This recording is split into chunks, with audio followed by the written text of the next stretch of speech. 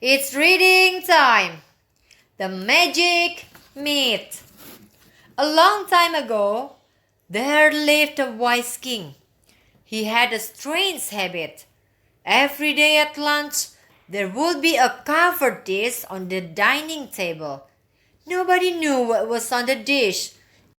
Even Gregory, the king's servant, did not know what was on it.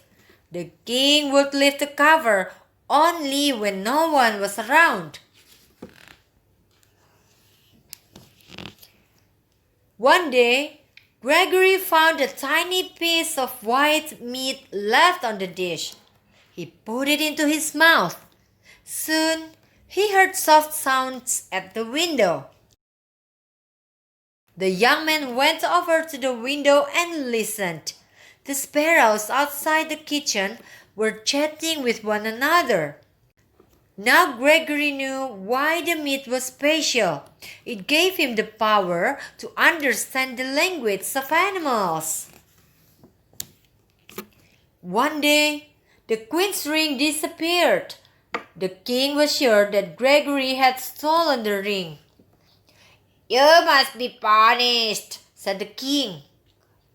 Poor Gregory. He went into the garden feeling sad. Some chickens were pecking away at the ground.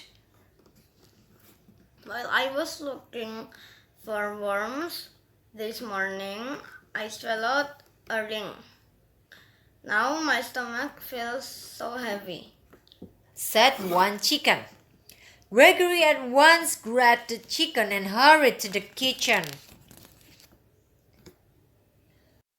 When the cook cleaned the chicken, she found the queen's ring in its stomach. Gregory took the ring to the king. The king realized his mistake and wanted to reward Gregory.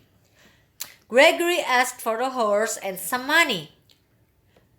"I want to see the world," he said. The king granted Gregory his wish. Gregory then set out on his journey. On the way, Gregory passed a stream. He saw 3 fish stuck in the weeds. He freed them and they swam off joyfully. "We shall remember your kindness," said the fish. Further along, Gregory heard voices from the ground. It was the king ant. He was afraid his little ants would be trampled by Gregory's horse. The young man moved away and let the ants pass. "Thank you," said the king ant. "We shall remember your kindness." Gregory rode on. He entered the forest. He heard soft cries. He saw 3 baby ravens under a tree. They had fallen out of their nest. They could not fly back to the nest. Gregory climbed the tree and put them back in the nest. Thank you, said the grateful ravens. "We shall remember you." Soon Gregory came to a large city. The people living in the city seemed excited. The king wanted a husband for his daughter. But first the young man would have to complete 3 difficult tasks. Gregory saw the king's beautiful daughter. He fell in love with her and wanted to marry her. He approached the king.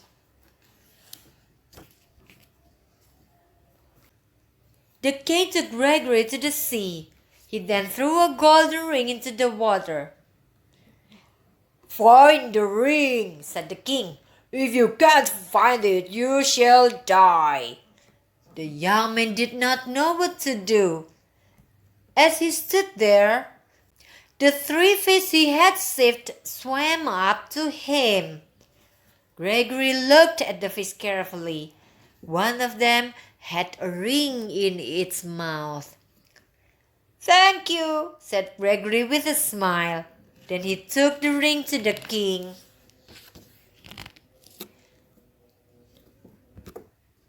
The king gave Gregory his second task. He threw a sack of grain across his garden. Pick up all the grain by tomorrow morning or you shall die. Gregory sat on the ground and wondered what to do. Nevertheless, he picked up the grain. Night fell. He was so tired that he fell asleep. When the sun rose the next morning, the sack of grain was full. The Ant King and his army had come during the night to help Gregory. "Thank you very much," said Gregory to the ants.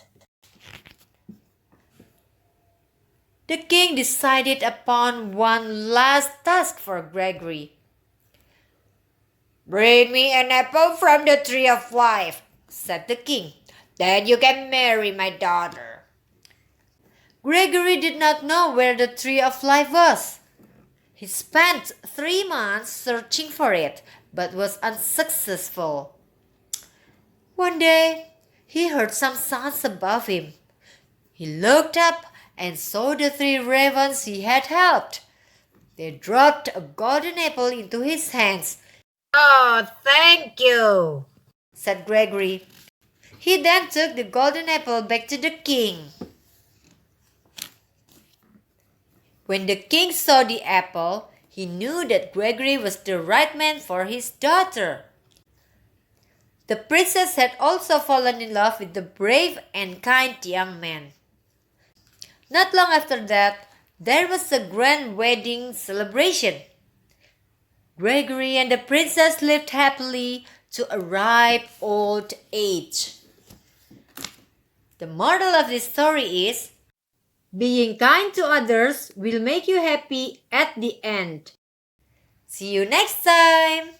Keep on reading.